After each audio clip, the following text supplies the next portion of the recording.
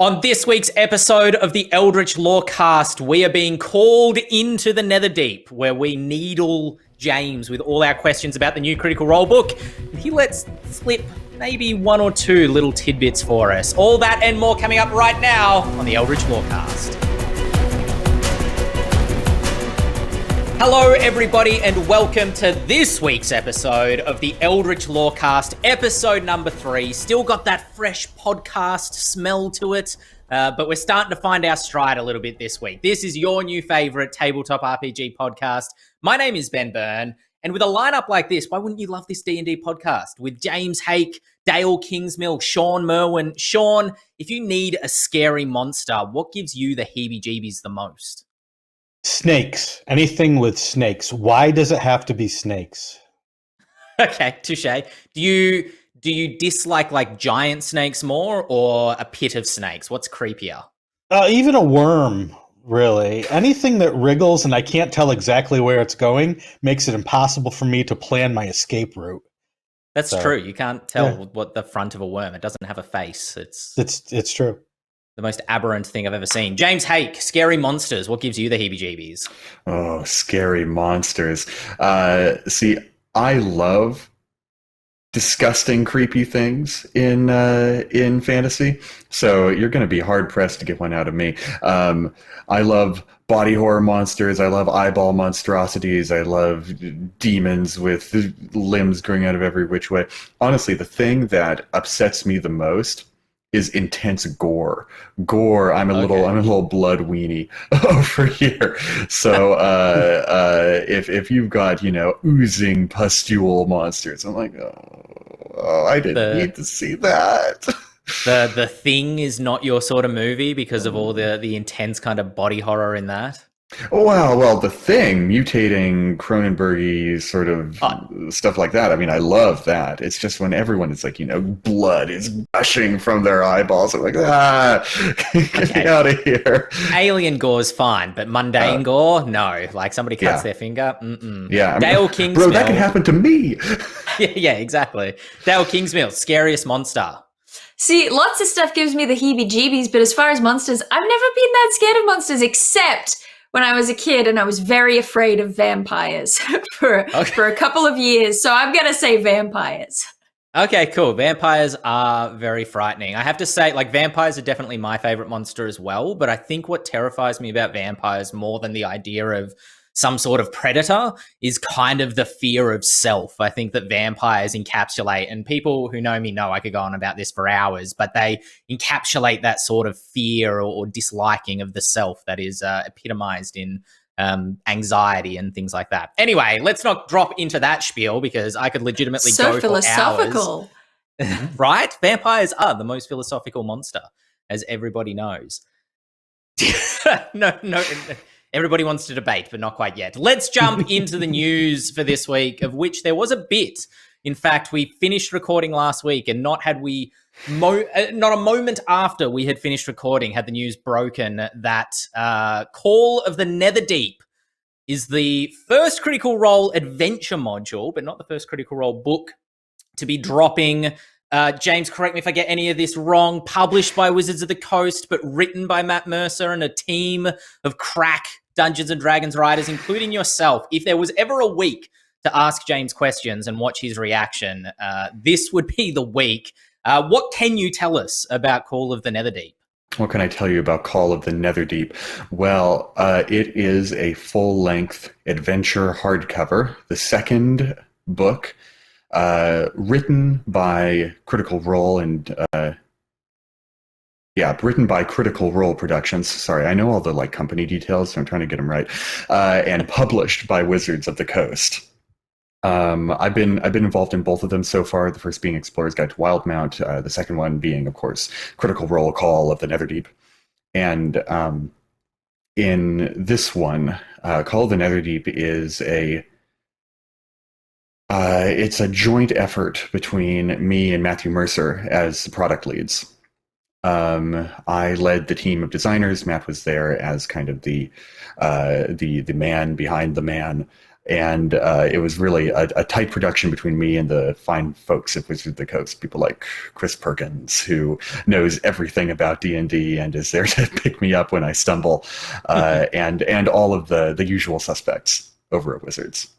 Did you work on the original Tal'Dorei book? Were you involved in that as well? Yes.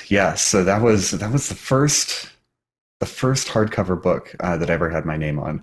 Me and Matt working in a Google Doc together, him putting down everything that he wanted the people to know about Tal'Dorei, me kind of expanding on it and inserting my own kind of weird, fun ideas and doing my best to match Matt's writing voice while I was writing it all.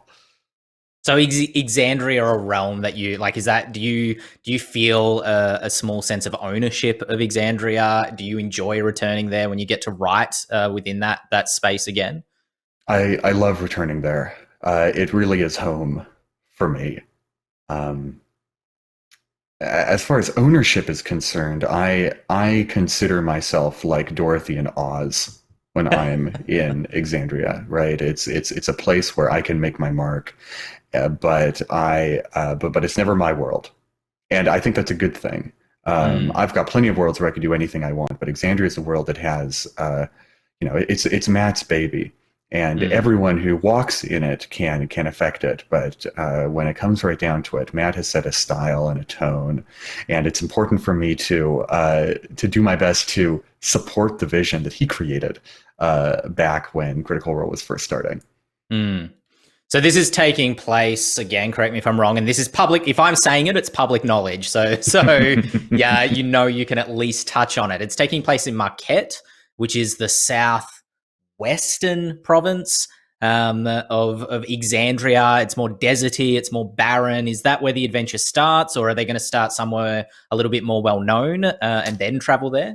So I can't say anything about where the adventure starts. I don't think that's been publicly revealed, but there are parts of this adventure that take place within the familiar realm of Critical Role Campaign 2, the Wastes of Xhorhas, which has been explored in great detail, of sort of turbulent political landscape with a vast sort of expanse of plains that have been scarred by ancient wars between gods and mortals, and now is populated by surface-dwelling dark elves who have learned secrets of primordial magic from a demigod of light and rebirth known as the Luxon.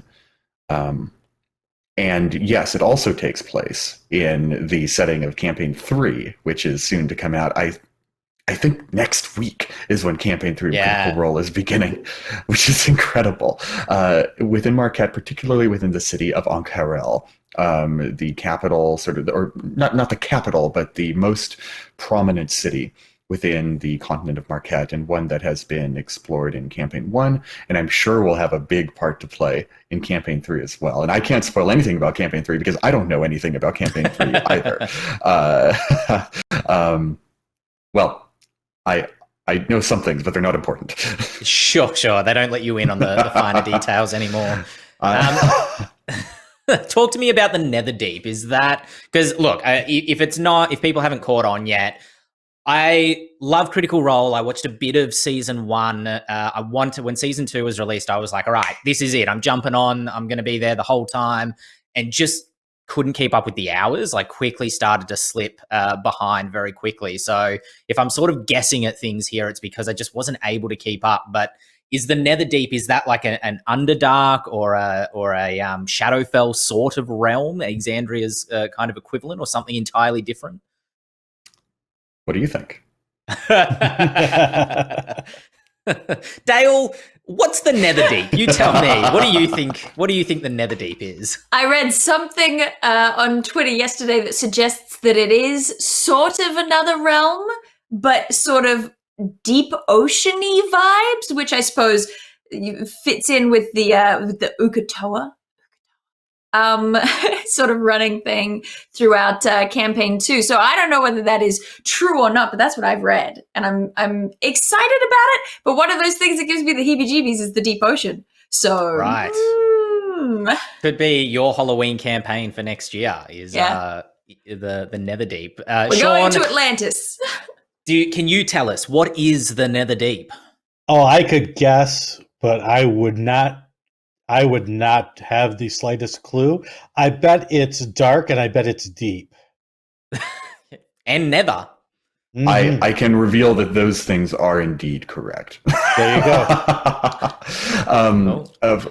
What is known is that the Netherdeep is a terrifying cross between the far realm and the deep depths of the sea. Mm. If you look at the cover that has been revealed, you might gain some insight onto what the Netherdeep is. More than that, though, it is calling to you, and though it is important enough to find itself in the title, I think the true mysteries of the Netherdeep are something that I must play close to the chest for now. No, that's fair enough. What has been revealed, though, is that of prime importance in this adventure are secrets of something that the Critical Role fandom has long been, I'll say, somewhat obsessive over in a very fun way, and that would be Ruidus. Somewhere in early on in Campaign 2, there was a bit of a revelation as a player, as Matt mentioned, that there are 2 moons in the Exandrian sky, and all the players were like, "What? Did you tell me there's 2 moons?" And Matt's just like, y'all never looked up. Gotta read the lore. And there was no. Yeah. There will be things to say about Ruidus in this adventure, of course, and a little bit more to say in the Tal'Dorei campaign setting Reborn, which is coming out early next year. But long story short, it is a moon with a great deal of omen and folklore attached to it, all of it quite dark and quite misfortunate. Right. And we will have things to say about Ruidus and its influence in this adventure. I think the most important thing to ask, since it's Halloween, is how do 2 moons affect werewolves? Oh. Look at him. Look at his expression. Does he know? Stone-faced. There's that might have something to do with the adventure. It might not. I'm certainly not in a position to say. As you mentioned, though, the season 3 of Critical Role coming soon. Maybe this is my season. Because like I said, I jumped on a little bit. I think they were like up to episode 80 or 90 of season 1 when I first got into D&D, in fact. And I was watching around episode 30, which is the Briarwood arc, or kind of where that culminates. And I was like, this is fantastic. This game called D&D is fantastic. I got to check this game out. And then the introduction of, and I always get this the wrong way around, Taryon Darrington. Sometimes I accidentally say Taryon Darrington. Wait. You got it. All right, I got it in one. It. I'm not gonna. All right, cool. I'm not gonna risk going further down that road. But anyway, that the introduction of that character, the way they role played that was just genius and so smooth. Dale, was like, where did you have you engaged with Critical Role before? Is it something that you've watched, or is it something like me you kind of appreciate from afar? I was there during the first live stream of the first episode. You can go back, you can see my name in the little chat on the side.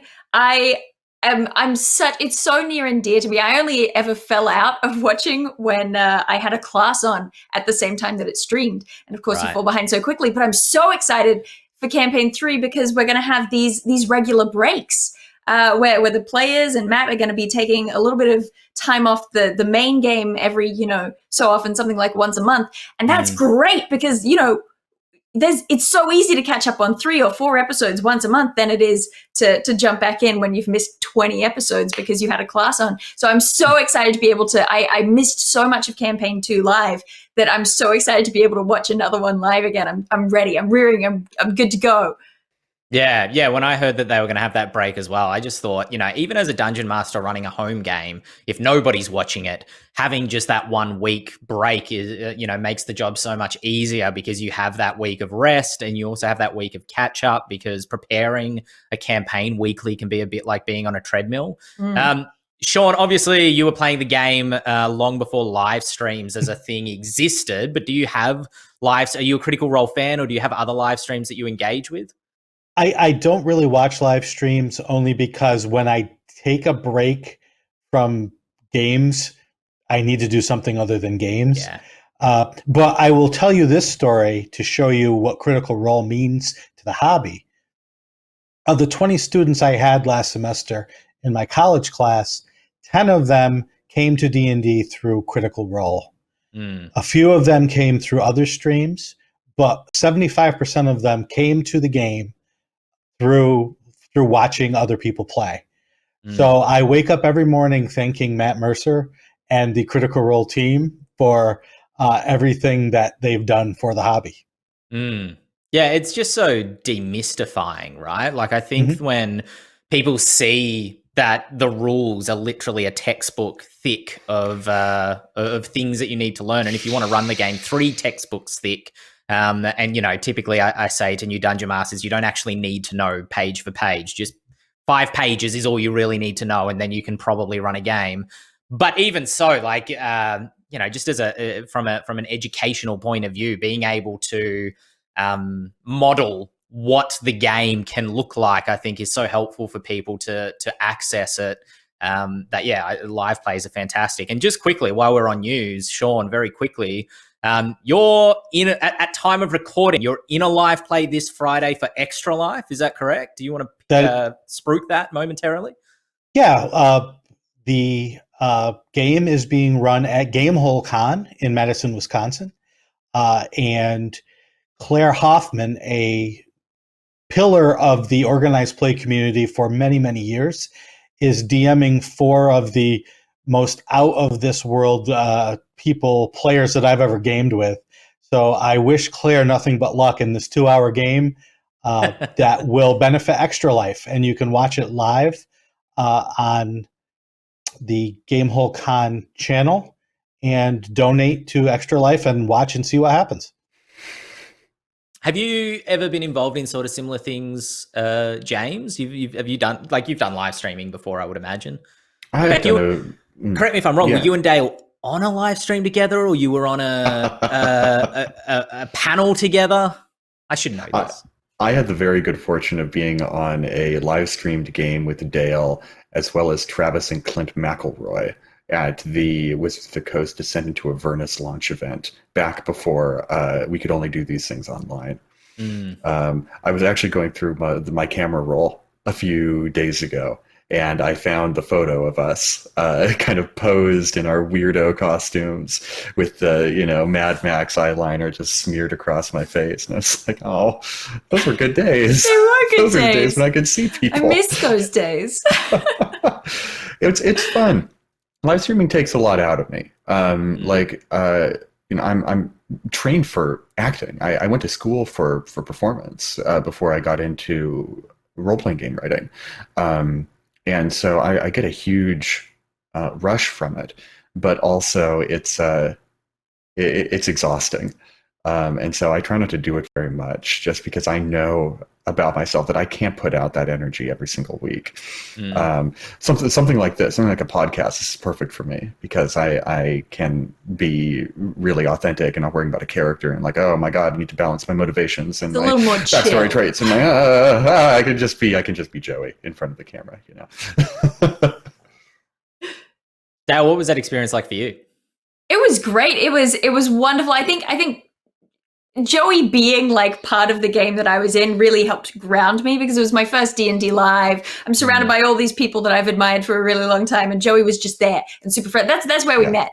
And the McElroys are there too. Like, yeah, exactly. It's like, oh, you're going to be playing in a game with the McElroys, but James was there, and it was like it really sort of helped bring it down to a more human experience. I will say though that one of my most embarrassing things, the thing that keeps me up at night, is at some point when we were in the green room, James was chatting with Mercer, and you stopped and you said, "Let me introduce you," and you introduced me to Matthew Mercer.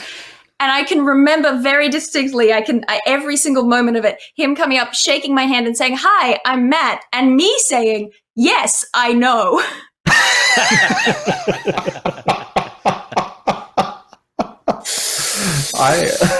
Smooth. I had a wonderful experience meeting Matt for coffee at Gen Con. The first Gen Con I ever went to, which was Gen Con 50.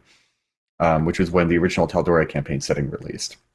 And I wanted to catch up with him. I wound up meeting him with then friend and my host in Indianapolis and current Wizards of the Coast adventure game designer Dan Dillon, and we all kind of went to the Starbucks in the Gen Con hotel, whatever.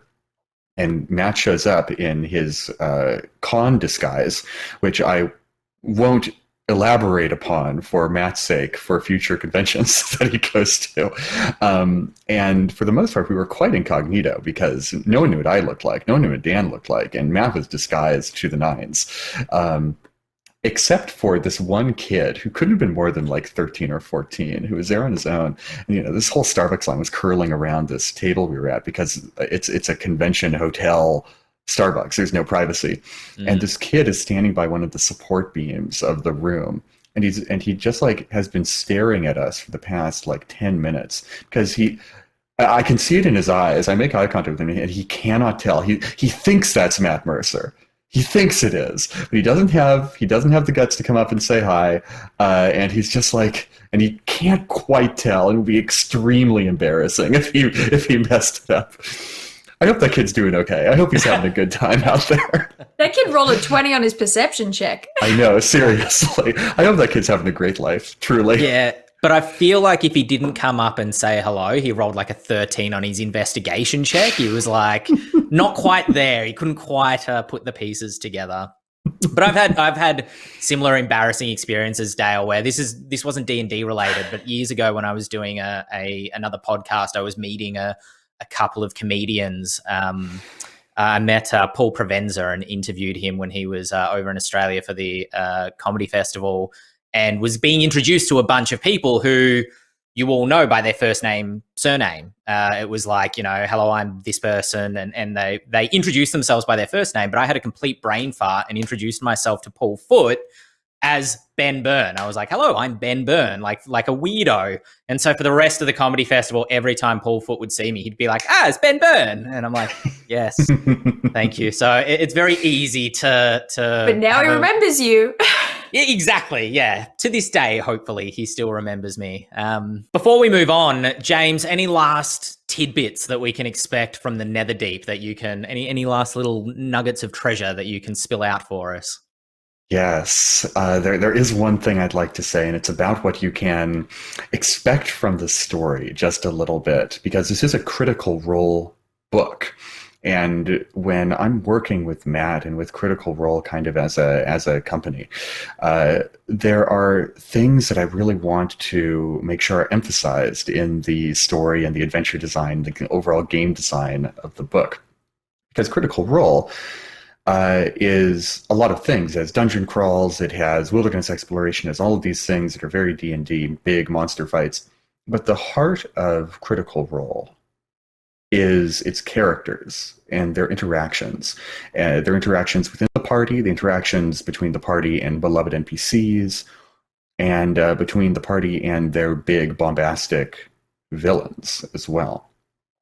And I really wanted to make sure that all of those things were present in this book, and that when you were playing Call of the Netherdeep, you truly could feel like you were a part of a Critical Role adventure, and that the DM was given all the tools they needed to create a full-on Critical Role adventure as well.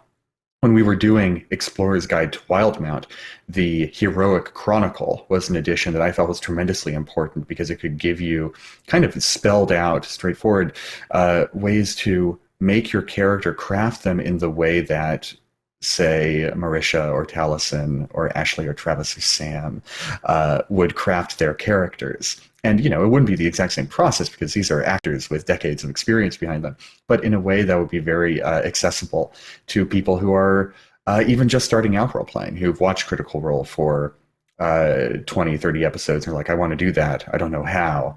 I only know Critical Role in D&D, so how do I do it? So I think that's the thing to know going into Critical Role Call of the Netherdeep is it's gonna feel like Critical Role, and you should go into it expecting that. Okay, That's awesome, because I know there's a lot of anxiety, I think, in the community in term, you hear people going both ways saying you shouldn't try to emulate Critical Role because they're, as you said, James, actors with decades of experience, or the quote unquote Matt Mercer effect of DMs not living up to some ideal. But I've always been the proponent of, like, if you like that style of D&D, you might not be streaming it, or you might try to stream it, who knows? But if you want to aspire to that, go for it, because that is an awesome way to play D&D. And if it's not for you, then it's not for you, and that's fine as well. There's so many different ways to play this game. Jumping along through the news, this isn't so much news this week, or it might have been. They released a couple of teasers about the magic items, specifically in Fizban's Treasury of Dragons. I think a couple of those were revealed, not too many. Touch upon this last week, but I thought it would be a good springboard into a discussion about magic items generally. The one thing that they're doing in Fizban's, which I think is awesome, is that evolution of magic item, where one magic item might start as something specific and evolve into something else. It gets more powerful. It almost levels up with the character. The other thing that I really like about, or another idea I really like about magic items, I'm not sure if they're doing this in Fizban's, but they might be. But the idea of a magic item that it does a certain thing in somebody's hands, but is so much different in somebody else's hands. Like the ring turns Frodo invisible because he can't access its true power. But if Sauron gets it, well, there's no limit on what he can do. But let me ask you three, you wise people that I have gathered before me. Shawn, what do you find if you're running games or your approach, I suppose, to designing magic items, if you're writing adventures, do you prefer when you're running games to just pull a magic item out of a book? Do you enjoy using other people's magic items, or do you prefer to design your own? And what's your approach? There's so many questions in there. Just pick your favorite and answer that one. Right, I will pick my favorite. I think that magic items are a very important part of the game, but they are also a part of the game that, especially for new DMs, can make a game get out of control very quickly. People who DM for the first time, especially in previous editions, they want their players to be happy and excited, so they just shower them with magic items. And then 3 levels later, they're like, how come this party is beating this ancient dragon and they're only 6th level? Well, it's because all of the magic items that you gave them. And then it becomes, okay, how do I get the magic items away? So magic items are a very tricky part of the game. And I've always wanted to use them very carefully, but actually those evolving magic items are an excellent way to do exactly that. Because if you give someone an evolving magic item, you're basically giving them several magic items, and you don't have to choose later. And you don't even have to tell them what it evolves into yet. So you can, if you're the DM creating it, give them the +1 sword. Then when they reach the right level, figure out what would be good for the party, but not overpowering. Now it's a +1 sword that also does fire damage, because I know you're going into the cold area of the world and need that. So, when you use magic items as a DM, use them very carefully and use them to tell a story as well as be a game mechanic. That's my short answer. Do you have like a favorite magic item that you've either seen in a game or you've designed for an adventure? Or one of my favorites is exactly an evolving magic item that I put into a 5th edition adventure. That it starts out as just a magical spear, but then as the character levels, it gives them more and more power that's actually tied to the adventure. So I love evolving magic. Dale, what's your approach to including magic items in your campaign? I'm a little bit picky with how I use magic items. I guess I'm one of those DMs who's really like more sparse with magic items, but gives you cooler magic items, if that makes sense, rather than giving you little trinkets. I think part of that is just, like the other day, I actually sat down and went through, I've got one of those decks of every magic item that's in the DMG, and I went through and I sorted them into a pile of magic items that I thought were really cool and magic items that I was like, I have no affective response to this. And I just removed all of the magic items that I didn't care about. I was like, this is now my table that I roll on instead of the full magic item tables. If they go and they get a random item from a treasure hoard, I know it's going to be awesome. I like kind of trying to make almost, I mean, bespoke feels like the wrong word, but paying attention to the way that my players play the game and trying to give them magic items that account for that and enhance their experience, or maybe alter the kind of way that they play a tiny little bit. Yeah, I don't know, trying to make sure that they get cool stuff and stuff that they will use and enjoy, and that'll give them a thrill, but maybe give it to them less often. Yeah. That's kind of I my approach. agree. I find that, you know, there's a meme, if you will. It's not really a meme unless it's on the internet, but a reputation, I suppose, that I have at the tables that I run, that I don't give out magic items or gold all that often at all. You know, the players are starved for it, to the point where, you know, people will hear about 50 gold being given out at another table, and one of my players will be like, 50 gold? That's a fortune. I'm like, all right, guys. But I didn't originate this idea. It came from the internet somewhere, but it really encapsulated my feeling about magic items that I feel is probably similar to yours, Dale, which is, rather than having a +1 sword, you know, or a +1 axe or whatever it is, some minor magic item sitting around every other dungeon, you're not going to find a lot of those weapons. You know, they're very rare. But when you do find one, it's going to feel like Excalibur. You know, it's going to feel like something really special and really powerful, so that, you know, it feels unique to your character, and only your character can wield this weapon at this specific time in history, because, you know, either the class that you're playing, or there is a time of great need and you have found the magic sword that allows you to do it. So I agree. I much prefer giving bespoke, crafted magic items. I'll also give magic items that have no use to the party, but it makes more sense to me that a necromancer would keep necromantic magic items than heroic magic items in their lair. So I'll be like, yeah, you guys probably won't want to use this because it murders everyone in 6 feet of you if you do, but, you know, it's what he has. I don't know what to tell you. This is what he keeps around. And I suppose it's keeping the items interesting, keeping them, you know, even if it isn't made for a specific character and a specific player, you can just go, well, this is an interesting tool to see who you give it to, how you use it. You know, a rope of climbing. To me, that's a cool magic item, because it's like,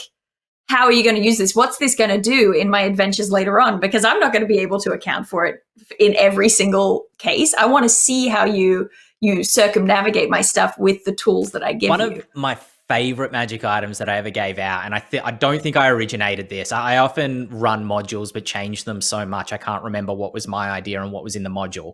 I think this was actually in the module from Tomb of Annihilation, and it's this riverside temple that's trapped like an Indiana Jones temple, and when you get inside, there's, I can't remember what it's called, but it's like a jar of you know, mayonnaise or acid or wine or whatever you want it to be. And the idea in the campaign was that the elves wanted to protect this magic item with all these traps, because what was most precious to them was this object that, you know, kind of celebrated the natural resources around them. It provided them with honey and vinegar and olive oil and mayonnaise. Yeah. And I thought that players were going to hate it. I thought they were going to fight their way through to this thing bleeding and tired and trapped, and be like, what? We get this jar of mayonnaise? This is completely useless. And every campaign, because I've run it a few times, they love it. It's like their new favorite thing. They're pouring wine out during the long rests, and they're making mayonnaise sandwiches with their rations. It's fantastic. So finding those like utility magic items can be awesome, you know, that don't necessarily increase power. Sorry, Shawn, what were you going to say? I was going to say, I think you're talking about the alchemy jug. Yes, is that is what it's called. Yes. That of the most popular, that and the Wand of Wonder are probably two of the most popular magic items in D&D, because of the strangeness of them and the randomness of them, because players love randomness, or most for some reason, which DMs obviously have a love-hate relationship with. The bag of beans as well is something else that I've had great times with. One of my favorite bag of beans memories is they buried a bean, and again, I can't remember if this is on the chart from the DMG or I made it up, but basically it was multicolored frogs just started popping up out of the ground and hopping around. And they planted that bean when they desperately needed. They were like, we need something here, guys. Like, we need a sword. We need a lich to rise out of the ground. We need some sort of help here. We're all about to die. Bury the bean. And it was just this great non sequitur of colorful frogs pop out of the ground and hop around uselessly. And they're like, yeah, we're screwed. James, what about you? What's your approach to magic items? How do you employ them in your games or when you're designing adventures? The way that you and Dale talked about magic items, how the best magic items to give are the ones that fit the scenario, the ones that seem to be applicable to the world. That's the approach that I ascribe to the best. I'm not stingy with magic items at all, but I think the players often find that the magic items they get may not be exactly the ones they want. But I account for that in a very specific way. The campaign I'm running right now, the characters have a home base at an island that is kind of in the middle of an ocean. And on all sides of the ocean are various nations that they can travel to on mercenary contracts or to pursue their main villain or visit their homeland or anything like that. And so this isle, the Isle of the Dawn, is this very cosmopolitan hub of trade in the midst of a sort of fantasy, Mediterranean equivalent. And one of the shops on this isle is a place called the Arcane Exchange. And it's run by adventurers or former adventurers who will travel out into the world and acquire new magic items or trade them with other adventurers that pass through the isle. And they do it at a 1-to-1 rarity ratio plus a sort of handling tax. So you can't buy magic items, but you do have to have gold, and you do have to have another magic item that you would like to trade. And that lets them, if I've given them something that's just completely worthless to them, but it makes sense for the villains to have, then they get to go into the shop, and I have a very highly curated list of magic items that I think they would want because it fits their characters. And that lets me kind of keep a handle on the absurdity of their abilities when it comes to interactions with magic items. And I think that provides a nice sort of balance of you only get crap, or you go magic item shopping with your wish list and everything's available for sale. Yeah, because they make some hard decisions, ultimately. They only have so many magic items to use as currency, so to speak. And so, if there's a choice between a robe of snakes and a knave's eye patch for the dark elf in the party, they've really got to make a tough choice. Why did it have to be snakes? That's what always snakes. I know what Shawn's not trading for. His dark elf is... next session, the villain rocks up. He's like, I got this great cloak of snakes. Like, you guys should go to this shop. I love that idea because it does. Where'd Shawn go? Yeah. Just left the house. It's not even your character's not there. You just got up and disappeared. Yeah. Shawn, that would be something we discuss in our session 0 before we play. Exactly. Good point. Actually, maybe that's a good point to quickly transition to our other topic discussion of the day, kind of spurned by the news that it is October. Late breaking news, but still a little bit early for Halloween. And yet I feel like this is the perfect week to talk about Halloween D&D adventures because, it gives people who are listening a bit of time if they need to prep before Halloween approaches, which I get the date wrong, honestly, because we're in Australia. We sort of have been increasingly celebrating Halloween over the last maybe 10, 20 years, but it's still a little bit of a controversial is not the right word, a little bit of an up in the air topic. Is Halloween like big in your area, Dale? Do you celebrate Halloween there? Not at all. Not at all. We get the end of one aisle at the grocery store maybe has some Halloween stuff. Sure. Okay. Do you get trick-or-treaters? Yeah. more and more the little kids in our area are starting to trick or treat, which is so cute and I love it. But for the most part, for a very long time, it's been like one group of teens on skateboards who remembered that it's the 31st and they're like, wait, we can leverage this. But more and more it's starting to pick up with the kids, and that's nice. Is it as regional in the States, or is it's just everywhere? Like it may as well be Christmas. It's ubiquitous. Right. Yeah. Oh, yeah. I mean, Halloween decorations start going up end of September at earliest. All right. Okay. Mhm. There's a whole month over here, a whole month of Halloween. Well, then, perfect time to be talking. I'm not early at all then to be talking about it. I mean, I did... No, not at all. I did notice that on Twitter. Like, everybody started talking Halloween as soon as October ticked over, and I was like, is it a bit early? Man, well. There are people around here who start celebrating in August, y'all. Mhm. Yeah, fair. James Intricasso made that one comment that everyone was going to change their Twitter handles to something spooky, and everyone became Spooky James Intricasso. Mhm. This is true. I don't know James Intricasso personally. I was so entertained watching that. Just as a completely passive observer, just watching everybody. I was like, man, this James guy, everybody's him now. I felt It's when Matt Mercer did it. Right. It's like, oh, we've gone too far. it was like Yes. walking into the Matrix and like everybody's Agent Smith suddenly like walking past you. Mhm. Oh, man. The thing that somebody said to me though the other day, and this kind of encapsulates preparing a Halloween adventure specifically, is Halloween is more than just horror, right? Like my adventures, I often run dark, gritty, grim, horrific adventures. There's really no difference between what I would run in July and what I would run in October. Is there to the panel? Do you feel that there's a difference between just horror and Halloween specifically? Like, is there a specific vibe that Halloween provokes, and what is that? James nodding along. Yeah, Halloween is camp. Halloween is rubber monster masks and overacting. It's bright colors, but also sort of like early 20th century Hollywood B film to me. You can do horror any day of the week, and people will love it if that's what they're there for.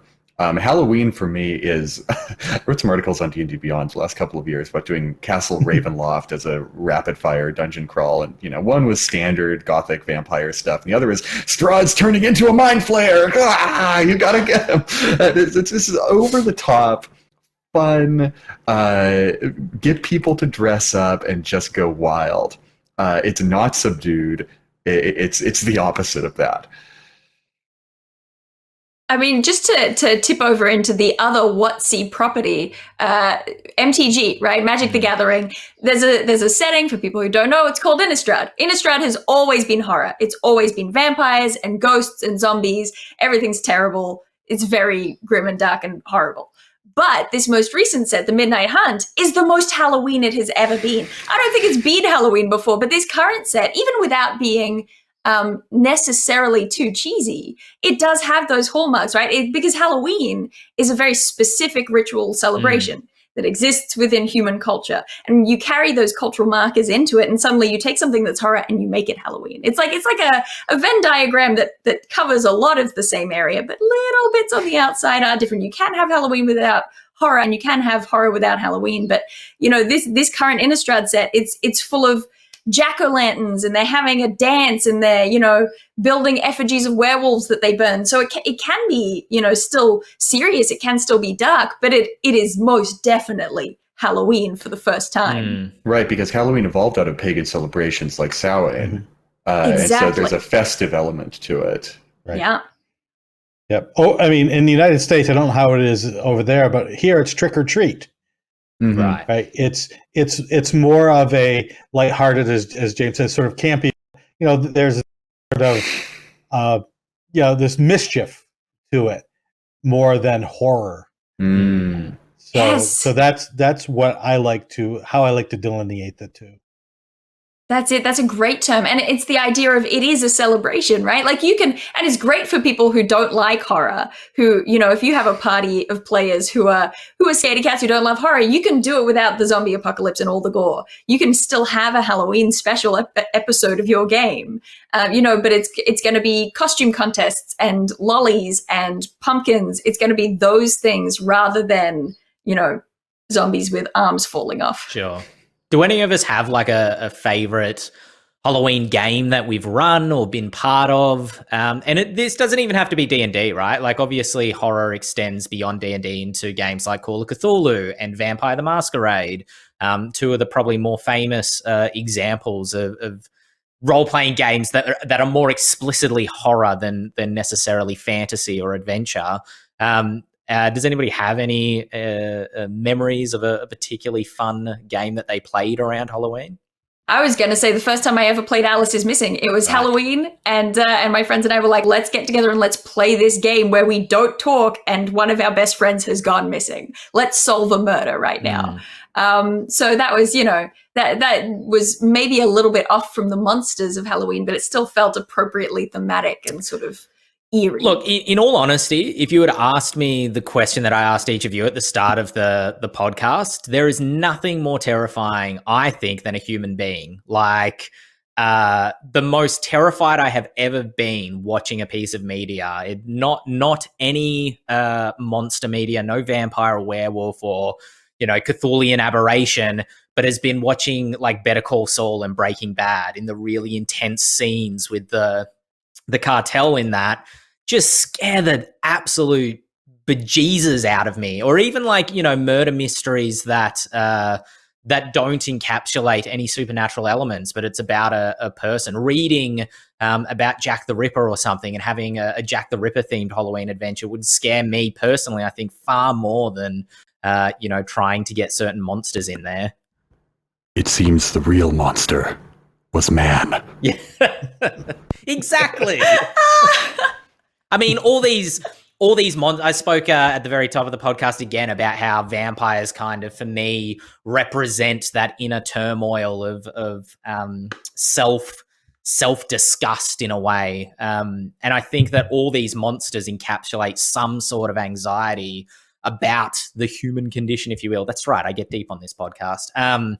And so, you know, what's more terrifying than the creature that kind of encapsulates all of these things is the person all along. Anyway, got a bit serious there. Shawn, have you dabbled in other modules or other game systems, I mean to say, like Call of Cthulhu or Vampire or something else that I haven't heard of?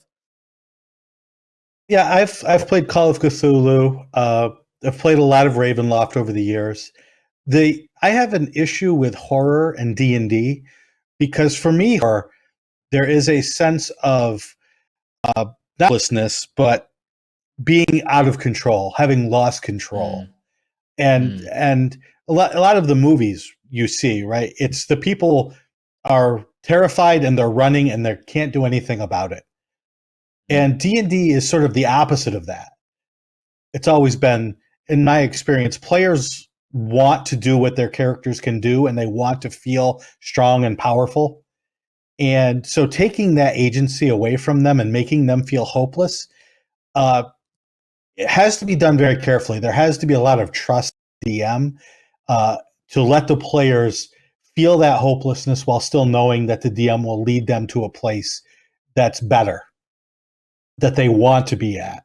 So horror has always been hard for me in D&D, and I've always tried to do it more like Halloween, where it would be switching bodies with your spirits with the other players, and now you're acting like the rogue is acting like the wizard, and the barbarian's acting like the cleric, and doing fun things like that, where you know more role-playing switcheroos and that sort of spirit, rather than the haunting type of horror. Sure. Yeah, I agree with you that, you know, I think the video game industry found this through the last 10 years of horror games, where a lot of horror games were coming out and they equipped you with all sorts of different weapons and things to be able to deal with the threats. And they were almost more like action games. And then they've found more recently pardon me, they found more recently, or maybe, now it's been like 5 or 6 years, but they've sort of found that paring back what the player is capable of and forcing you to sort of run away from the horrific thing is more engaging, or more horrifying, I should say, than giving you the tools to face it. Has anybody played... See, I really, as you can even see behind me, I really want to play Call of Cthulhu. I've only ever played it in a con setting, and that's just not the right setting for that game, I felt, because it generally turns into a comedy kind of... Everybody is not quite getting invested in the horror of the situation, because you've got, tables over here that are also playing D&D and laughing and celebrating and whatever, which is great for a con. I'm not trying to detract from that, but has anybody played like a really earnest game of whether it's Call of Cthulhu or something else? I mean, Dale, obviously you just mentioned Alice is Missing. Is that experience for you? I haven't ever played Call of Cthulhu before, but we were talking about James Intercastle earlier in this podcast, and I want to hype up a game that he has recommended to me a number of times that I think can have that horror element. And it is an adventure for a game called Night's Black Agents called The Dracula Dossier, which includes one of the greatest RPG props I've ever seen in my life, which is a thrice annotated copy of Bram Stoker's Dracula, as if it were a historical artifact, annotated by like the FBI and the Knights Templar, and like, y'all, this game is so cool because you are like paranormal agents hunting down Dracula as he has escaped detection by the powers of the world over centuries, and you're using Bram Stoker's novel with all these notes in it to do the thing. That is so cool. Yeah. And Night's Black Agents is all about, special agents hunting vampires in general. The Dracula Dossier is just, I think, kind of the zenith of what that game is capable of. Yep. What a cool way to handle investigation type stuff too. Like, there you go. It's got all the clues in it. Like, yeah. I think the game is also kind of, what's the system? It's like Gumshoe, right? It's like the system where you just kind of learn things automatically. Right. There's no kind of fiddly investigation check or whatever. It's just like, it's all about putting the clues together. Yeah, exactly. Yep. Yeah, that's cool. That's it neat. is a very cool system. I actually worked on Dracula Dossier, so I can attest to. I wrote a small section of it, so it's not like I did the whole thing, but it is a brilliant game, and it strikes that balance very well between having characters that are very good at what they do, but they are still in over their heads. So it's kind of Jason Bourne meets Dracula is how it's marketed, and so you're agents, but you're burned, so you don't really have all the resources that you used to, and you are trying to deal with this supernatural threat that you are just barely in over your head with. So it's a very cool game, and I do recommend it as well. I'm getting tingles. That's such a good idea. That sounds so much fun. What you were saying earlier, Shawn, did make me think of, I've been trying to remember who said it, and I can't remember who it was, but someone last year around Halloween suggested that if you want to run horror for D&D, try not letting your players track their own hit points. Right. So you keep all, it's a little more work for the DM, but you roll the damage, you track the hit points. So you can describe narratively when they get hurt, but they're never going to know how close they are or aren't to going down, which just adds that little layer of uncertainty. Like you were saying, it's about taking away little bits of stripping away that control. That is perfectly stated. Speaking of things, what you've just reminded me of, Dale, speaking of things that people said that I can't remember who it was, so I apologize to this person. This was on Twitter recently, and they just said something simple, which is that horror is not trauma, and so being careful when you engage in horror games to make sure that you have the consent of everybody at the table. And just what you said about tracking the player's hit points for them is definitely something that you might discuss in a session 0 or before the game. And I bring that up simply because if you are engaging in a horror game for Halloween, I think I'll probably be running a Grim Hollow campaign this Halloween. or continuing the Grim Hollow campaign that I'm running, which isn't a break from normal, to be fair, but I'll throw something extra gribbly in there for the players. But just making sure that you go over whether the campaign's going to have snakes in it or not, or whether you want, whether Shawn says that night, I want snakes to be in this campaign tonight because I want to be creeped out. Or I've seen people sort of getting a list of their players' worst fears and making sure that they, almost make 2 lists. These are the fears the player is willing to engage with: fear of spiders, fear of drowning, fear of whatever it happens to be. These are the fears that the player doesn't want you to mess with, which could be anything, it could be fear of drowning or fear of snakes. So I think having that conversation before your game, even if it's a 10-minute conversation, is really important. James, you look like you want to say something. Yeah, I mean, I think if you wanted to distill that down to a snappy slogan, is that playing a horror game is still playing a game, and you're here to have fun. You're here to have fun and be scared, and that both of those things can coexist. All horror movies intend to do that. They intend to thrill you, and like the fun comes from the being scared. Yeah, but at the same time, it's like, it's not fun to be scared of things that you're very actually afraid of. You know what I mean? That's why it's got to be, if you've got someone in your party who is absolutely terrified, like full on arachnophobic, it's not going to be fun for them to fight spiders. It's just probably not going to be fun. But they might not like zombies, but as long as they're not actually genuinely afraid of zombies, that fear can ride the line of, fun thrill ride rather than, being when mean. I was in high school, I played in a 3.5 game where my DM had just found the Splatbook Heroes of Horror, a 3.5 D&D game that was all about running horror games.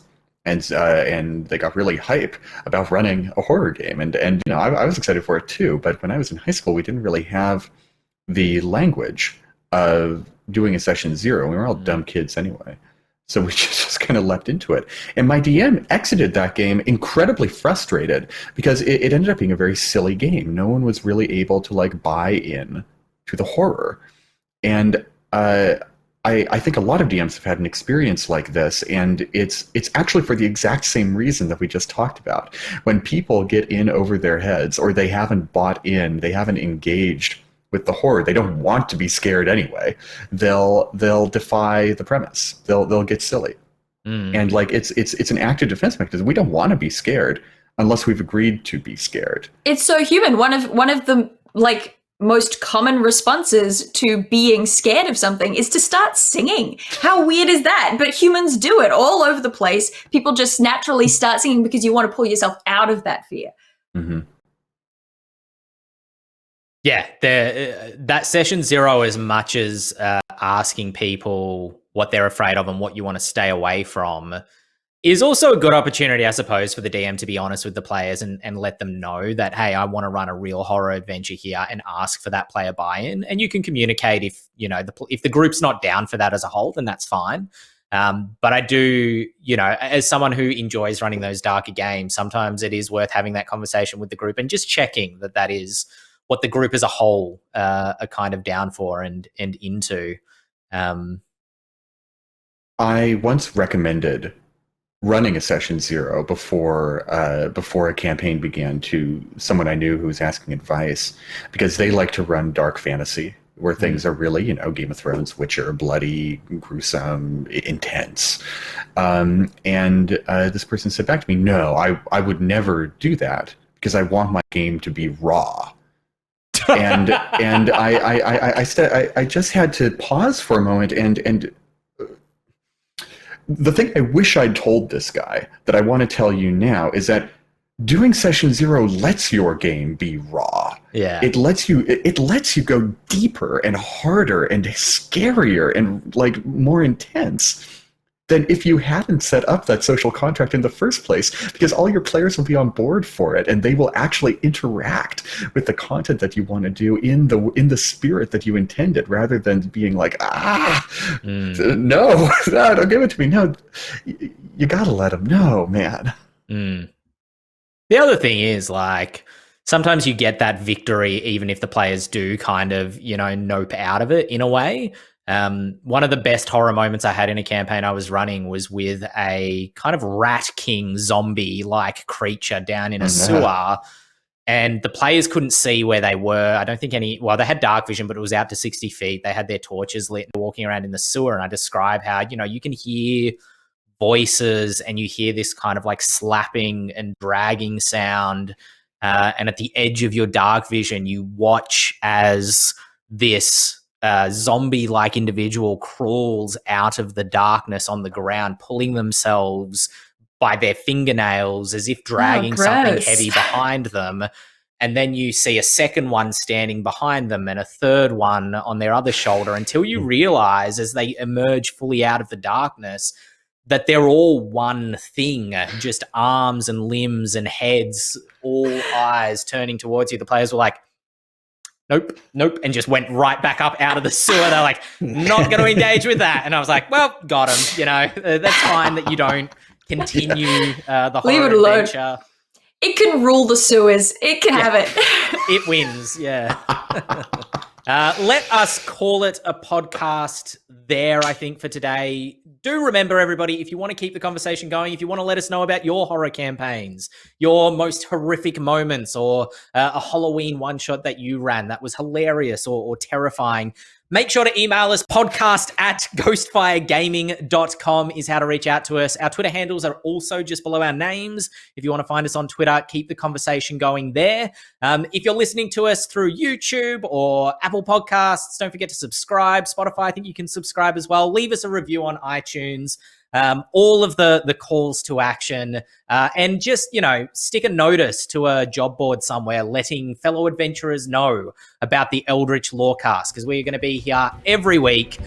I've been Ben Byrne. I'm here with Dale Kingsmill, James Hake, Shawn Merwin. Until next week, everybody, see you then.